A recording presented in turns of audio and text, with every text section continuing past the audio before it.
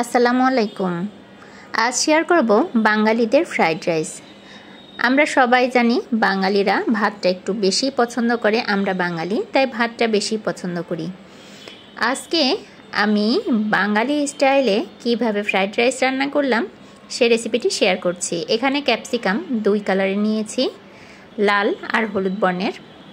আমি পেঁয়াজ কুচি এখানে প্রায় 6টার মতো কুচি করে নিয়েছি, আর গাজর নিয়েছি অর্ধেক, আর একটা ক্যাপসিকাম আমি এভাবে বটির সাহায্যে খুব ভালোভাবে কুচি করে নিচ্ছি।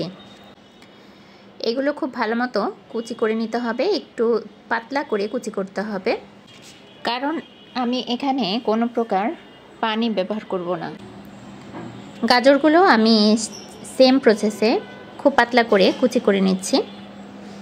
এখানে গাজর ছাড়া অন্য সবজি খুব সহজেই সিদ্ধ হয় তেলের মধ্যে ভাজলে, সেরকম কিছু দেওয়া যায়, মটরশুঁটিও দেওয়া যায়। তো আমি এখানে কাঁচামরিচও কুচি করে নিয়েছি, আর একটি ফ্রাই প্যানে পর্যাপ্ত পরিমাণ তেল দিয়ে আমি পেঁয়াজগুলো দিয়ে দিলাম। পেঁয়াজগুলো যখন হালকা বাদামি বর্ণের হবে সেই পর্যায়ে আমি গাজর কুচি দিয়ে দিলাম, আর কাঁচামরিচ এখানে ফালি করে নিয়েছি 5 থেকে 6টি। ক্যাপসিকাম দিলাম, এরপর লবণ দিয়ে দিলাম।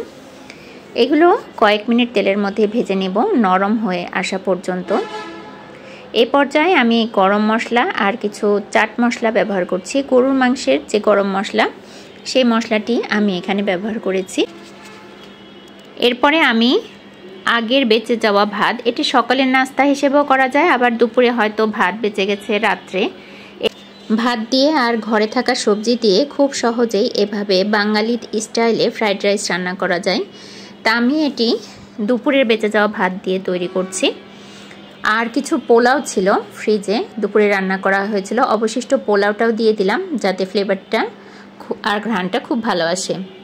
আর এখানে 4-5 থেকে ভাতগুলো ভেজে নেওয়ার পরে একটু তেল দিয়ে দিলাম। এখানে 2টি ডিম আমি মাঝখানের অংশে তেল দিয়ে ডিমগুলো দিয়ে দিলাম। সামান্য একটু লবণ আর গোলমরিচের গুঁড়ো দিয়ে ডিমগুলো খুব ভালোভাবে ভাতের সাথে মিশিয়ে নিচ্ছি। একটু ধৈর্য ধরে মিডিয়াম তাপে 10 মিনিটের মতো নাড়াচাড়া করে নিতে হবে। তো আমি খুব ভালো মতো নাড়াচাড়া করে নিয়েছি, আর কোনো প্রকার মশলা বা কিছুই দিইনি। দেখুন কালারটা কতটা লোভনীয় হয়েছে।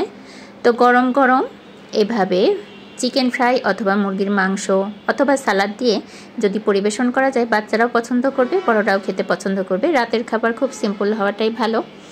তো এই রেসিপিটি কেমন লাগলো? ভালো লাগলে লাইক, ফলো, সাবস্ক্রাইব করবেন, পাশেই থাকবেন। আর আমার রেসিপিটি একবার হলেও ট্রাই করবেন। এটি সকালের নাস্তার জন্য বেস্ট। সকালে হালকা পাতলা নাস্তা খেতেই ভালো লাগে, আর রাতের যদি বেঁচে যাওয়া ভাত থাকে তাহলে এই নাস্তাটি অনায়াসে করা যায়। কেমন লাগলো রেসিপিটি? কমেন্টে অবশ্যই জানাবেন।